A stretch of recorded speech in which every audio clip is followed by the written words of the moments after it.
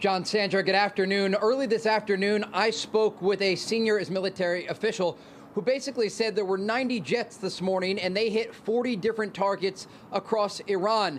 Already since that conversation, another wave of Israeli jets has flown to Iran again and is bombing targets across the country. This comes as we're getting some new video showing the Iranian Air Force trying to evade an Israeli plane, an F-35, that ultimately, in a dogfight, shoots down the plane.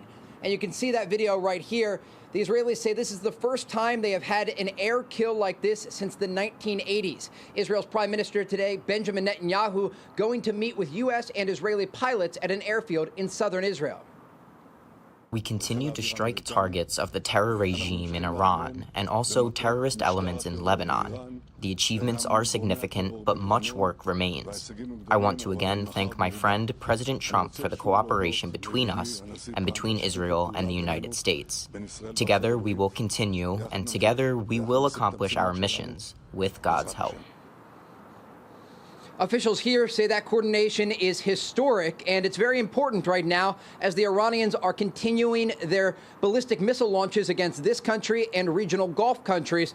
Last night, 3 separate alarms sounded across central Israel, sending people into bomb shelters. There were another 2 alarms today amid incoming Iranian ballistic missile fire. Now, the Iranians are now commenting on the war, saying this from Tehran.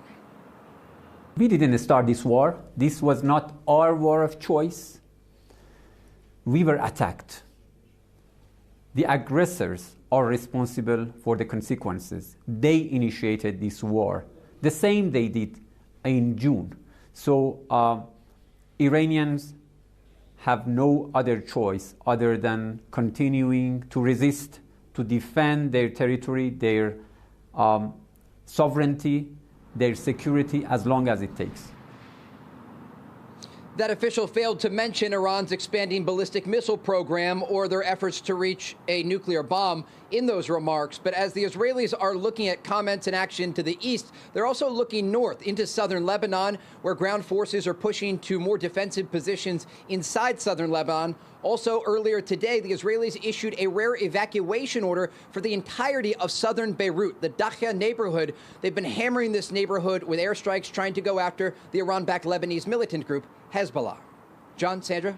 Hey, Trey, just wondering, have you heard anything about Israeli officials hacking Iranian TV and putting up messages encouraging people to rise up against the regime? And for people who are with the military to defect? Yeah, there's a massive amount of operations that are taking place behind the scenes, trying to ensure that the information the Israelis want the Iranian people to see is actually seen. Some of this has to do with the IDF Military Intelligence Directorate, the Amman unit, and this is led by Major General Shlomi Binder, who has been taking this intelligence operation to a new level in the region, so that not only are the Israelis able to confirm and control the information inside of Iran, they're also able to identify immediately which officials are going in to replace those who are killed in airstrikes, and they're immediately striking them.